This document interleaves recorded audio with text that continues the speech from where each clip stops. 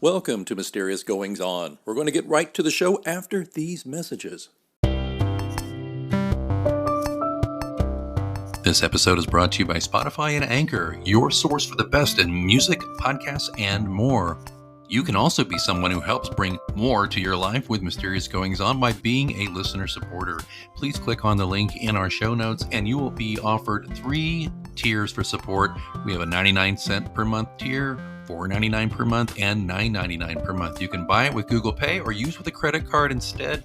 This helps keep the show going. I could use your support if you really enjoy Mysterious Goings On, and lots of you have since 2016. We'd love to keep going, and some listener support like you would be very, very helpful to me in keeping the show moving right along there. So, as I always say, at the end of every show, keep reading, but also keep listening, and please consider supporting Mysterious Goings On.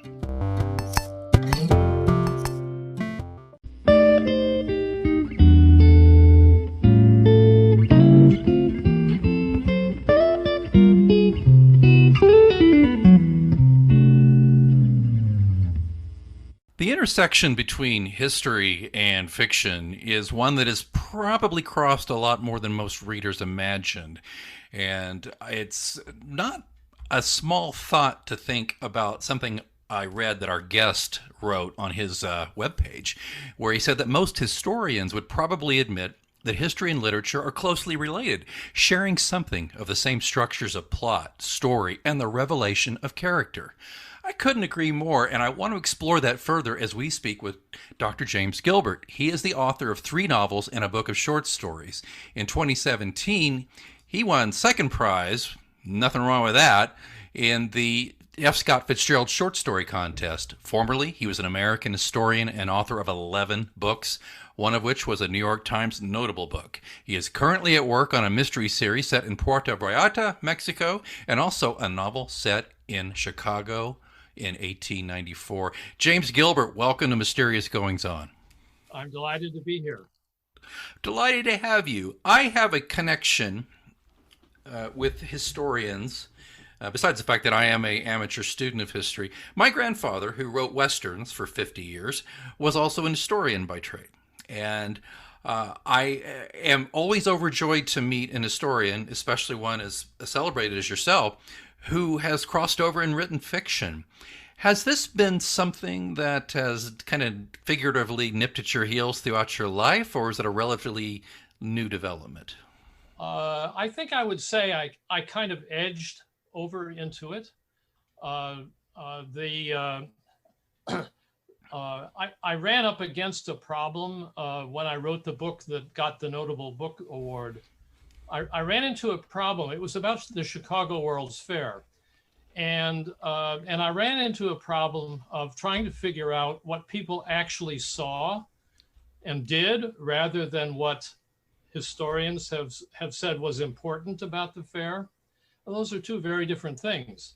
And then I wrote, much later, I wrote another book on the St. Louis World's Fair of 1904, which is the biggest, in terms of size, was the biggest World's Fair in history.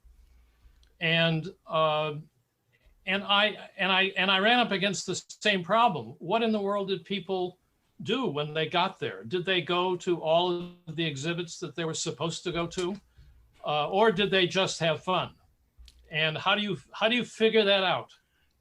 And I realized that you couldn't figure it out as a historian. That you could only imagine what they did from bits and pieces of things that people would say. And in this book, I ended the book by saying, essentially, historians can only get half the story. And I kind of threw my hands up and said, I'm going to try something else. And I want to get on the inside of characters. I want to see what characters really thought and what they believed. And the only way to do that is to imagine it. Yeah, it's interesting you mentioned the Chicago World's Fair. The only thing I'd read about that previously was, of course, Eric Larson's Devil in the White City, which tackled it rather well himself, as did you. Have you read that one? Did you Oh, have any sure. thoughts on that? Yeah. Yeah. And he read my book it's in the back where he thanks people. Oh, nice. Very There's nice. a circle there. did did you find though that trying to inhabit these characters was that a more of an excavation process, or was it more of one when I say that, I'm looking into yourself and how if you were, say, somebody living in that time, or was it a different way of getting to that character? Well, I'll tell you, I know a great deal about the 1890s and that period between the Civil War and the great influenza uh, uh, plague of 1918, which is when the stories take place. And I know a lot about it. So I didn't, although I did a lot of research at the same time. Once you're a historian, you can't stop doing research. Right. It's in the blood. And I did a lot of photographic research, just assembling pictures of the little town that I was writing about, or little towns like it. And then I found that constructing the characters was amazingly easy. That I developed a kind of a hook for each story. Each individual story has a kind of a snap ending, or an ironic ending, or something of that sort. And once I had figured that out, the character just became real to me, and I inhabited that character. Whether it was a woman or a man or a child or an immigrant or a black woman, all of those characters became so real to me that I thought when I was writing them, that I really thought I was that person. Here's a question for you. I write myself, and do you miss them when you're done with the book? Well, I do go back to them and I think about them. One of the things that I always do is to try to figure out who my favorite character is, and sometimes that changes because I revisit them and I think about them again. And in a way, I regretted finishing the book because it was such an adventure into the minds and hearts of these people that I hesitated to put it down. Well, I'm sure that's how your readers feel too. Well, I hope so. So the book we're talking about, Tales of Little Egypt. Tell us all about that. Where does this come from? It's based on a real place. Just give us the setting and all that, if you would. Okay, fine. Little Egypt is the area of southern Illinois that is right between the Mississippi River and the Ohio River, where they come together at the tip of Illinois. And it's called Little Egypt because it's like a river delta in the same way that Egypt is a river delta. And in the 1890s and around the turn of the century, the main town was Cairo, which is a city on the Mississippi. Now, it's not pronounced Cairo down there; it's called Cairo, naturally. Naturally. And I was drawn to that area for a couple of reasons. Partly because it's such a crossroads of America. It's not really the east or the west, and it's certainly not the north or the south. It's got elements of all parts of America in it, and it seemed to me that it was the kind of quintessential area that one would want to write about. So one of the things I do in the book is talk about how people arrive at Marion, where they come from, and how they end up in such a place. And so I have one person from the battlefield of the Civil War, one person from St. Louis, which is the major city in that area, one person from Baltimore, somebody from Italy, So there's a uh, an exploration of where they come from and why they end up there. Now, you're a Chicago native, correct? Yes, So had this been an area you had spent any time in your youth, or? absolutely. My both sides of my family come from Southern Illinois, and I spent every summer as a child. I spent every summer a couple of weeks, maybe a little bit longer, traipsing around and visiting one old aunt and one old uncle after another. And it was it was my family's been there for both sides for 100 years. So we're deeply enmeshed in in that place. If I could just have a quick aside for you before we get, I want to get back to the book for in a moment, but I forgot to ask you this initially though. You're a historian. You distinguished career as an historian. What attracted you to being an historian in the first place? You know, I fell into it. I just fell into it. I was at my college. I was an English major, and I and at my senior year, I became interested in American studies, and so I wrote a thesis on American studies, and I got and so I decided to go to graduate school in American studies, which is really literature and history together. Uh, and uh, and when I got to the University of Wisconsin, which is where I did my graduate work, uh, uh, I joined the long line of graduate students waiting to see the head of the department. And when I finally got there, he looked at me and he said, "Gilbert, there is no such thing as American studies. You're in history." So there I was. But I loved it. I really came to love it. Well, American history is such a rich tapestry, and the good news too, it's only about 400 years long, so you don't have to worry. Yes, but you can't know everything. That's for sure. That is true. That is true. You know, so back to Tales of Little Egypt. I appreciate you sharing that with me. But back to the book. So the period in which it's set, from around the Civil War all the way up to the pandemic of 1918, which basically concludes right around the time that World War One concludes. There is, can't help but see parallels to today. Can you kind of give us some thought about the parallels that you maybe put in there, and maybe some of the parallels that just surprised you when you after you wrote it? Well, what surprised me most of all was the pandemic of 2020, because finished the book uh, way before the pandemic struck here, the contemporary pandemic. So I thought, oh my God, I predicted it.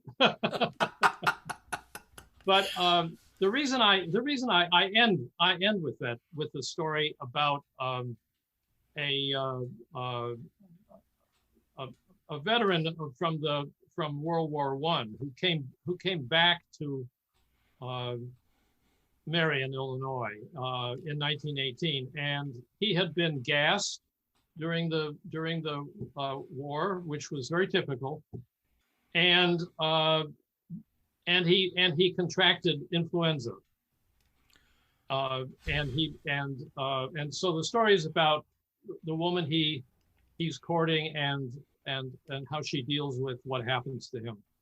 But I will tell you that several of my ancestors died of the influenza plague, and so it was on my mind when I came to write that story. Do you feel that Americans have a bit of a amnesiac, or just I don't want to use the word ignorant, but I just did there, about history, about our own history, because it what perplexed me the most, Jim, about 2020 pandemic versus 1919, 1918. It's all right there. I mean, I knew about it. I had studied it. I understood it. I think it helped me stay a little calmer than I probably would have otherwise. But I can't tell you that I ran into terribly too many people, whether in person or on the internet, who seemed to have any kind of idea that this had happened before, and actually was just horrific worldwide. Is thoughts on that? Yeah, I have to say that despite all of the talk and chatter about American history, that very few people know anything at all about it. There have been surveys done endlessly about how many people know who any of the important presidents were, or what the first 10 amendments are, or what the Constitution says, or when the Civil War occurred, or that there was a World War I before World War II, and it's a never-ending struggle. And I will say that I don't think that most Americans learn history from historians or from taking history courses. I think they learn it from what politicians say. I think they learn it from museums sometimes. They learn it from historic areas like battlegrounds and like Gettysburg and things like that. And they learn it from reenactments of history, of which there are scores, all the way from New England to the Middle West and to the West. They learn it from movies, but historians have very little say over what people actually learn, even partly because history is no longer a required course in most places. And even when they were, I don't think they learned very much, I have to say. One of my personal projects is to try to get civics at the very least be mandatory back in schools. It's something I work on the side, and I fear it's going to be a losing battle, but I keep doing it. During lockdown, I have a 12-year-old daughter. I bought a curriculum, so I taught her civics once a week, and well, she's an interested person, and those young minds are just soaking things up, and it was an opportunity for me as a father, as a parent, to bond with her. But I got to teach her and refresh my own memory and understanding the Constitution, understand how it created, talking about the Golden Triangle, talking about all these issues, what America is based on to a large degree, good and bad. So I love talking to historians and getting perspective on that. It must be frustrating for you in that regard that they don't come to historians to get that knowledge or get that learning, because relying on popular culture, let's face it, for our historical understanding is probably not always a very good idea. It could be a little bleak. Yes. You are so diplomatic, by the way. Bleak. It's that old Santayana quote, right? I don't know. That's probably overdone about, mistakes and repeating themselves if we don't know, but I don't know. I mean, to me, the bookends between these two pandemics, it just seems a natural thought. I just think if more people had understood what happened 100 years ago, we would have been so much better prepared. Well, I think so. And the thing about the pandemic of 1918 was that the victims were different. The victims tended to be young, it started. I'm not sure where it started. They call it the Spanish flu. So Kansas, right? Maybe it's from one of the Spanish colonies that got translated into Spain in 1917, 18, and just kind of spread without anybody really realizing what it was. But it was most virulent on the battlefront, and there were scores and scores of casualties, people who died of the influenza plague on the battlefield, and I probably there's no doubt that the virus mutated as it swept around these actually healthy but weakened people fighting on the front lines. And then what happened was they brought it back. They all came back, and they all brought the plague with them. And so the soldiers were the great spreaders of this plague. And I'll say one other thing about it. There was nothing that anybody knew what to do. Not at all.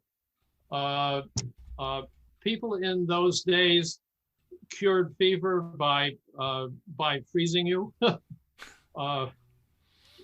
which may or may not have been effective, but there were no drugs.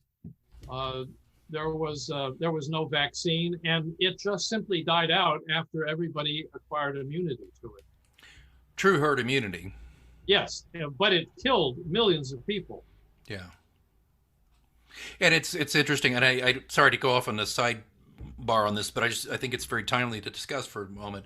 It's just that today, since we have vaccines for the flu every year, some years more effective than others, but by and large, and people still do die in great numbers from the flu worldwide, but it's more commonplace than obviously it was 100 years ago. But it's just to me it's terrifying, though, the idea that these viruses are just out there lurking, and that if they can make the jump, right, and they choose their own time.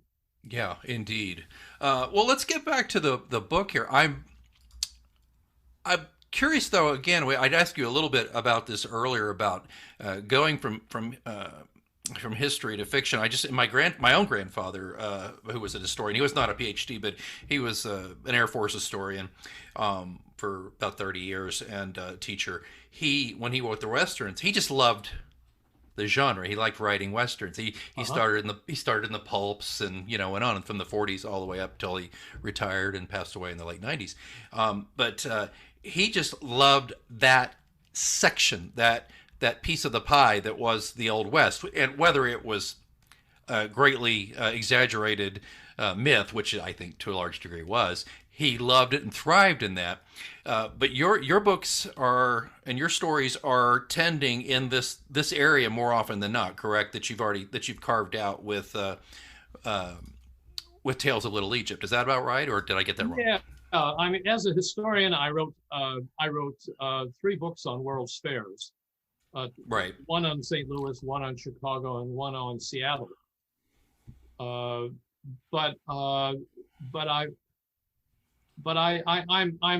immensely attracted to Chicago as a phenomenon. I think it's an amazing city, and I've just completed a novel about a young boy from upstate New York who goes to Chicago to seek his fortune, and gets a job at Marshall Fields, and it's kind of a tragedy, but there's not a murder or anything in it, but it's really a story about what that movement to the city is really all about, and why people did it, and what they faced when they got there.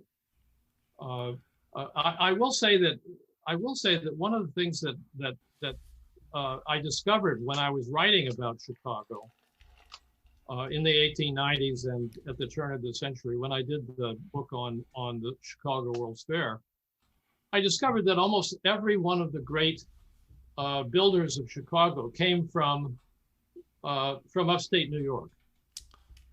And if you think about it, it's a straight migration across the lakes, to Chicago. And these were people who were deeply imbued with a kind of evangelical religion, much as they are today, and a kind of a success myth.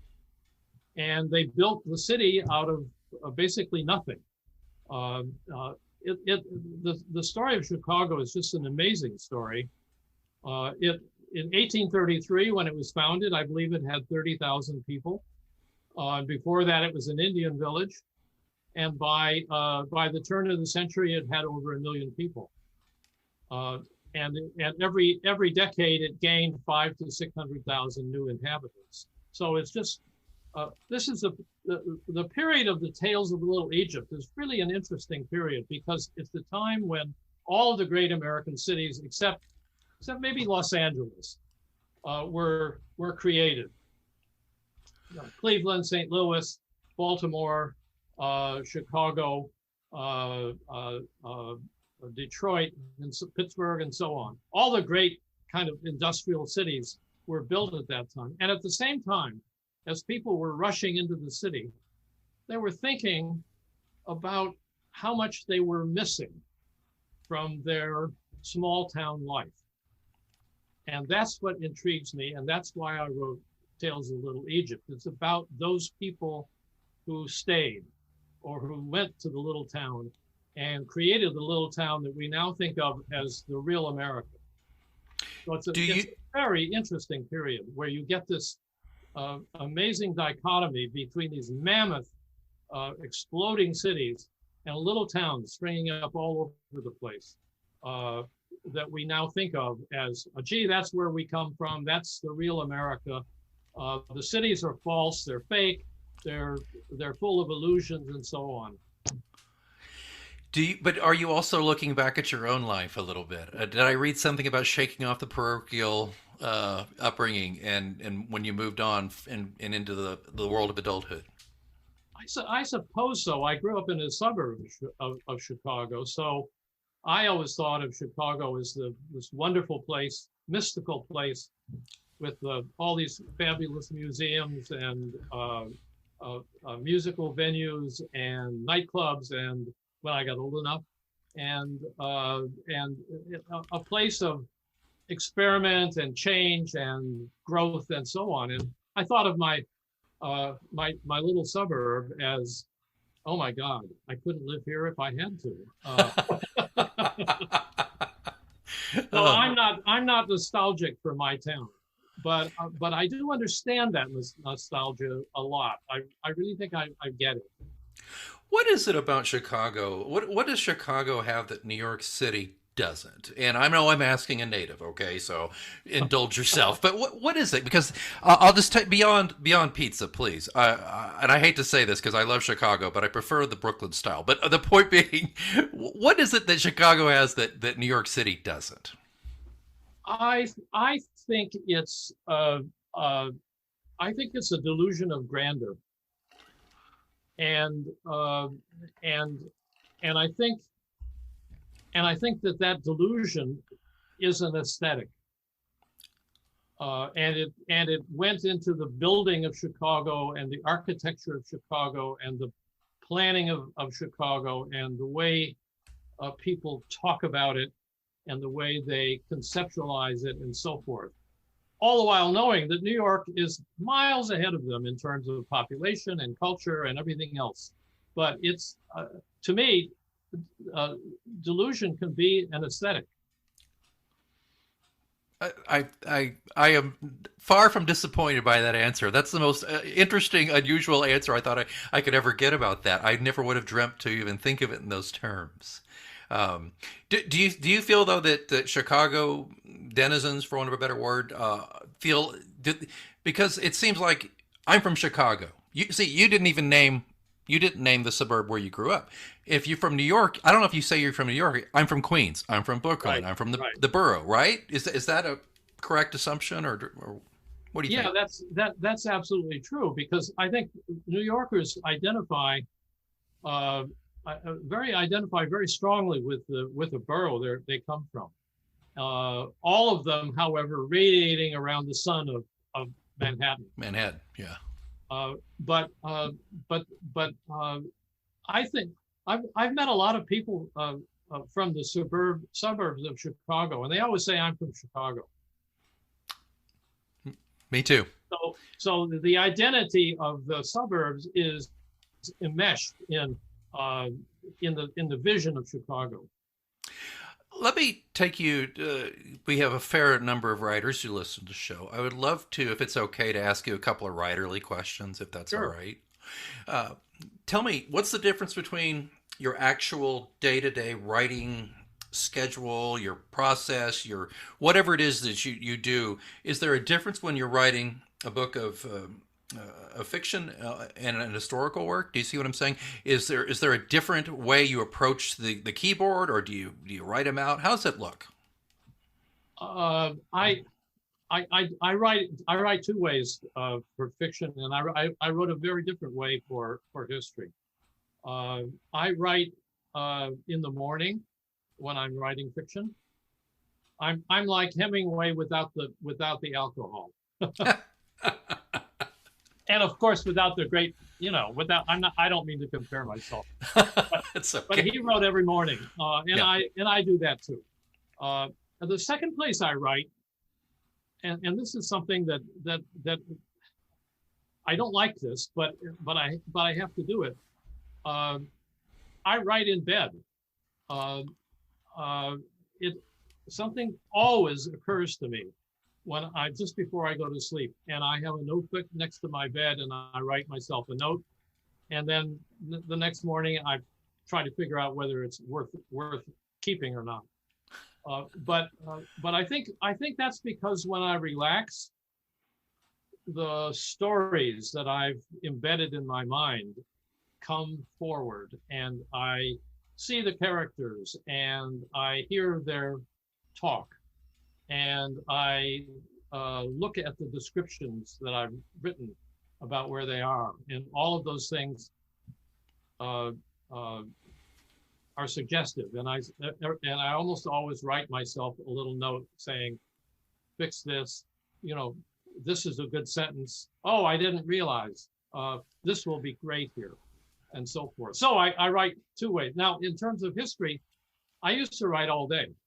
Uh, I mean, not 24 hours or anything like that, but any time during the day, because I was employed as a professor, I had to squeeze out time, and my classes were almost always in the morning. So I would write sometimes in the afternoon when I got home, or at night, and so forth. So it's a very different schedule when you're employed. And since I'm not employed anymore, uh, I have the luxury of writing in the morning. Yeah, it's interesting the two muscles. I mean, I write fiction, but I'm also a public relations consultant, and I do a lot of copywriting by nature of that work. For example, after you and I conclude our discussion, which I'm really enjoying, I have to switch off that side of my brain and write a press release, which is Okay. ugh, you know. But sorry, clients, if you're actually listening, I doubt they are. But it's a different muscle. It's a different vibe. I'm with you. I seem to write best in the morning for fiction. I think as the day wears on, something happens to me. My consciousness. I think the day filters in a way that doesn't help me. I like to be fresh and I like to hit it. Though your point about getting in bed with stuff, I will find and I've not had a lot of other writers tell me this. Some have, but not all. That I find myself, I think, especially when I'm in the midst of working on a book, that I'll dream about the characters a little bit. Yes, yes, that happens too. Uh, or I dream a story that's similar to something I'm writing. Mm. What's the most rewarding aspect of writing for you? Oh dear, I'm not. You know, I think it's really figuring something out. Every time you write something, it's a puzzle. You have to figure out who the character is, how the character expresses him or herself, uh, and what the story is. And I find that when I write a story, uh, or even a novel, I have the ending in mind before I even begin it, because and the journey of getting to that ending is what is so pleasing. I'm similar. I generally have a good idea how it's going to end up. Only of one or two books have I had that last sentence in mind at the beginning, you know? But getting to that is such a wonderful trip. I think I love how you express that, because it is like solving a problem or a puzzle, isn't it? To try to make sure all the pieces fit. Right. And the other thing that I really think is a great puzzle is trying to remember uh, uh, what you've said in the past. Now that's not so difficult in a short story. You just go back Right. and look. But um, but you have to. I really like going back and reaffirming. Oh yes, that character. I'm still in character. I still am saying the same things that she said earlier, and the speech is the same, and the affect is the same. that's also a lot of fun. What do you think what do you think the direction is going for historical fiction, just in general? Let's, if you don't mind, just taking it out of the creative side, just talking about the industry for a moment. Where do you see it going? What do you think's happening? Is the market just as vibrant as it always has been? I'm thinking of the days of Herman Wouk, when, man, those big, thick airport paperbacks, Winds of War. You remember those? Yeah. How do you feel about that? Well, I'm glad you mentioned that particular book, because the historical fiction around World War II is just endless, and it just keeps churning out, and as if we've never heard that story before, and we need to hear it again. I think it's a little bit like it's a little bit like I want to know about evil, because I don't see it in my daily life. I want to know. I want to see what human beings are really capable of doing, and I love to be horrified. So that kind of historical literature is endless. I think there's a lot of a huge amount of Civil War historical literature. There's also a lot of biography of great men, which is, I guess, historical literature of a sort. And those are the great big, you get a huge book about Teddy Roosevelt. Oh my God, if I ever have to see another book about Teddy Roosevelt, I'm going to die. But so there's all that kind of stuff. Yeah. Uh, I think what I've written is really very different from that. It's not about people that you know. It's about people that you don't know, but who are familiar. And they live in a particular historical setting. And so that kind of historical literature, I think, is kind of unusual.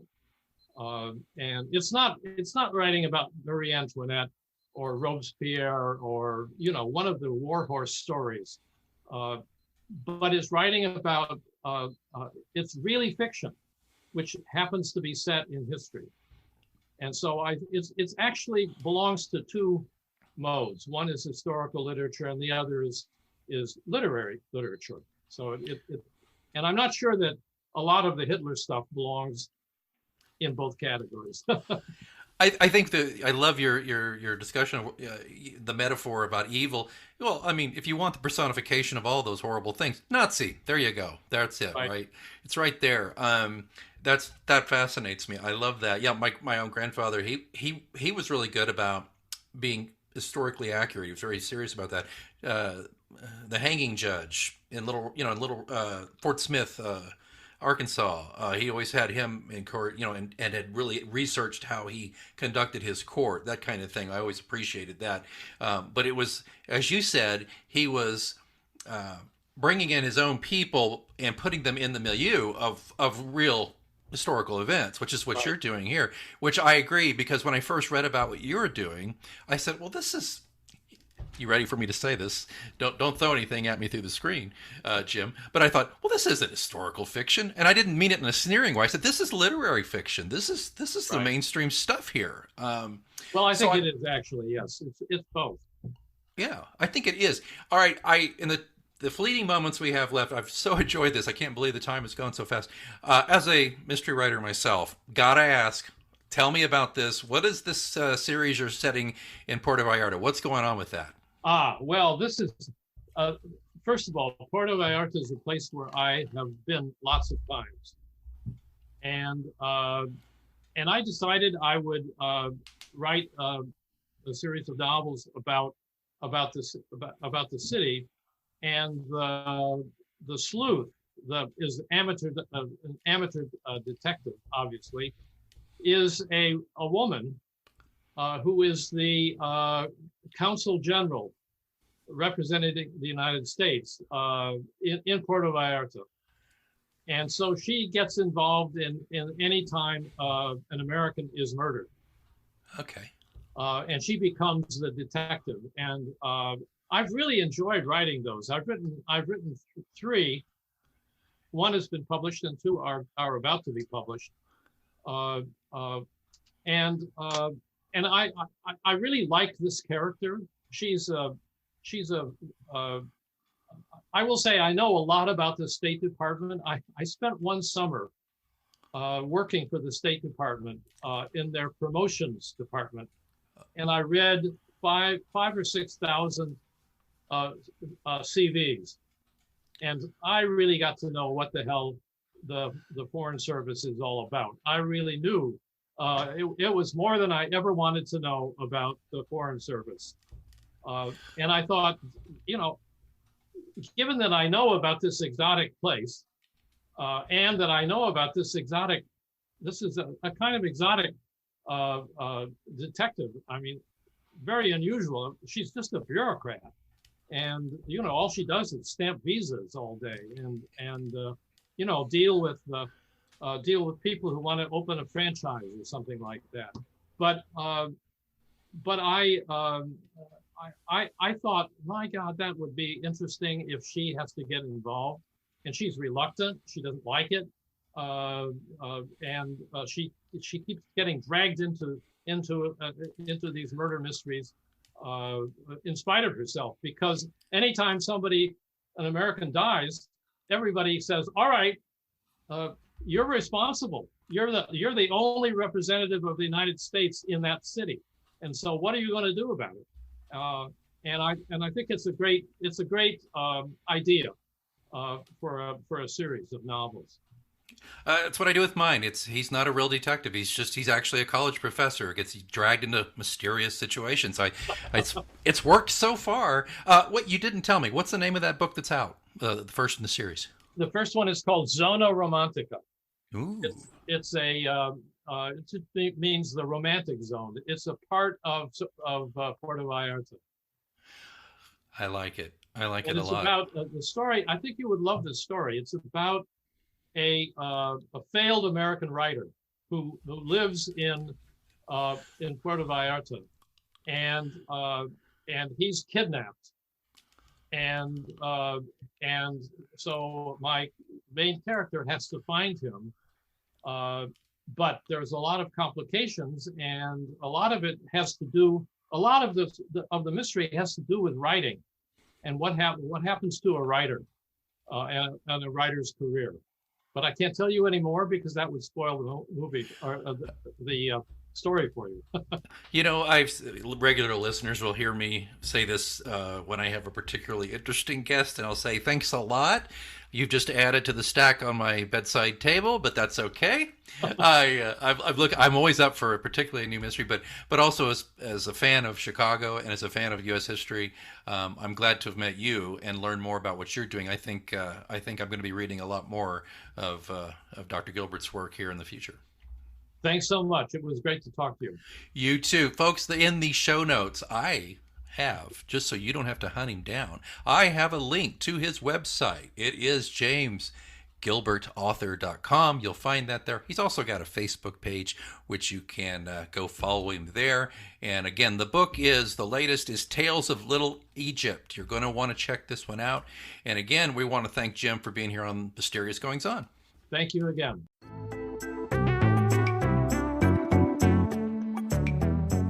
I love podcasting. I have since 2006, back when you had to use like a Dixie cup with string to make the thing work. And that's why I'm so excited that we recently moved Mysterious Goings On to Anchor FM to record our podcast. I gotta tell you, I don't regret it a bit. If you haven't heard about Anchor, it's the easiest way to make a podcast. Let me explain. First of all, it's free.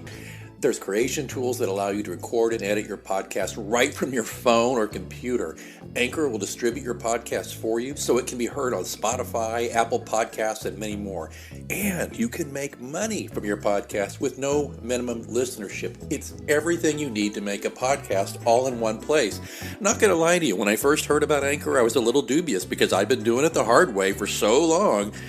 But I got to tell you, it's very easy. Use a Stripe account. Get sponsors. You're not paying monthly hosting fees. The sound quality is great. The distribution is phenomenal. Friends, download the free Anchor app today if you want to start your own podcast, or go to anchor.fm to get started. Remember, you heard it here first on Mysterious Goings On.